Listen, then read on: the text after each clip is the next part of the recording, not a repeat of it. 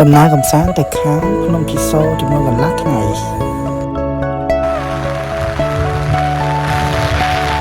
តោះបងប្អូនទៅទស្សនារាល់សកម្មភាពទាំងអស់គ្នា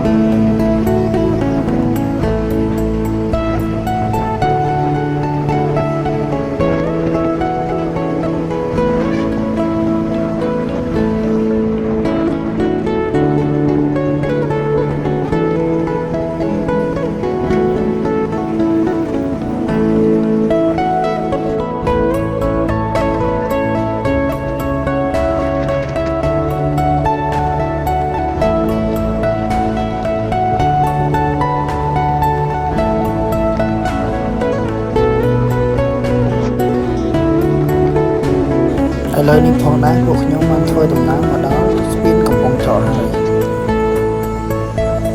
ជាទូទៅបងប្អូនអាជីវកម្មមានលក់ដូរក៏តាមផ្លូវនេះមិនត្រូវមានទេនៅពេលថ្ងៃប៉ុន្តែបើសិនជាពេលល្ងាចវិញណែនតែម្ដងរត់តែផ្លូវជិះសិនមិនបានទេបងប្អូន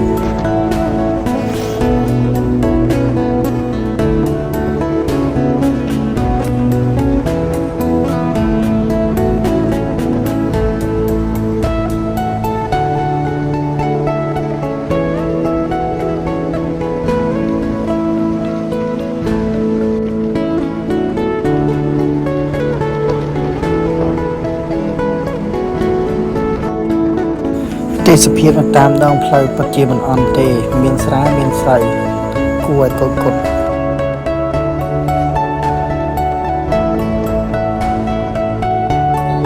ឥឡូវនេះផងដែរពួកខ្ញុំបានធ្វើដំណើរមកដល់មុខច្រក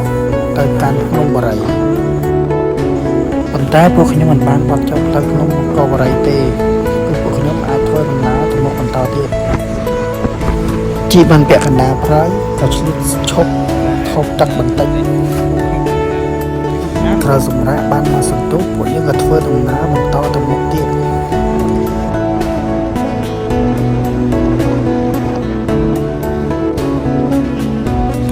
ទេសភាពនៅរដូវខែភ្លៀងនេះពិតជាស្រស់ស្អាតណាស់បងប្អូន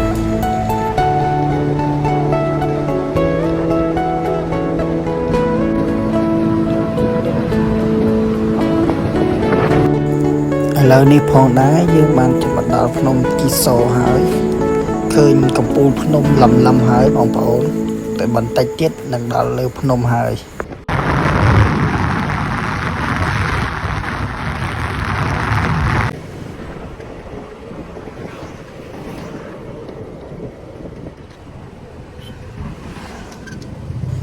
បាទបងប្អូនឥឡូវនេះមកដល់ច្រកទ្វារចូលភ្នំ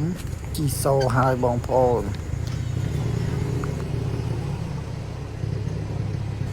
ថ្ងៃនេះជាថ្ងៃអាទិត្យអញ្ចឹងហើយមានបងប្អូនយើងជាច្រើន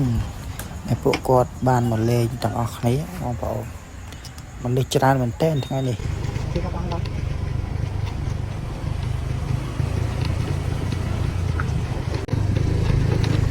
ក្រោយពីសម្រាកមួយផ្លែតឲ្យម៉ូតូរៀងត្រជាក់ម៉ាស៊ីនបន្តិចក៏ចាប់ផ្ដើមឡើងភ្នំកន្លែងនេះផងដែរសូមបងប្អូនទាំងអស់គ្នាប្រុងប្រយ័ត្នព្រោះថាការឡើងភ្នំនេះវាមានចំណោទខ្ពស់ចុះមកវិញក៏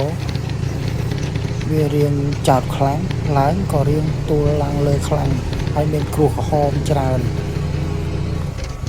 បើបងប្អូនមិនប្រយ័ត្នទេអាចនឹងមានគ្រោះថ្នាក់ណាបងប្អូនឃើញខ្ញុំឡើងចេះមិនធម្មតាទេប្រឹងដល់កឲ្យម៉ូតូឡើងលេខ1លេខ2លេខ1លេខ2អត់បានដល់លេខ3ទេតម្រាំតែនឹងដល់លើហ្នឹងម៉ាស៊ីនម៉ូតូឡើងចង់ផ្ទុះឯងបងប្អូនប្រឹងរហូតមិនធម្មតាទេភ្នំជីសូរយើង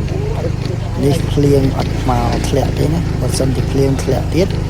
អាចនឹងមានបញ្ហាច្រើនទាំងការឡើងនិងចុះ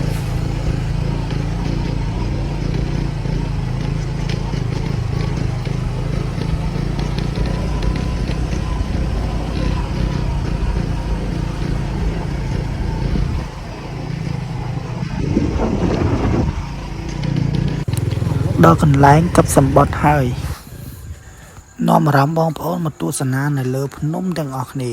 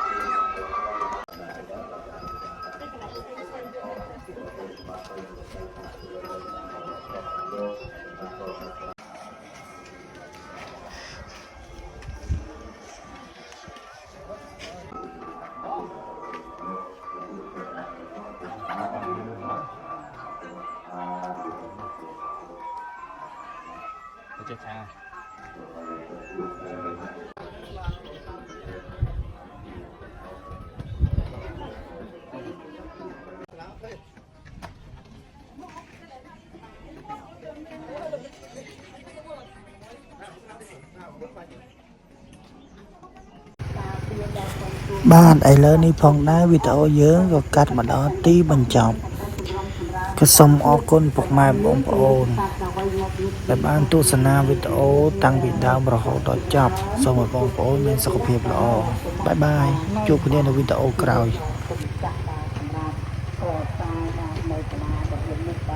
ដោយលោកមកមិនបាន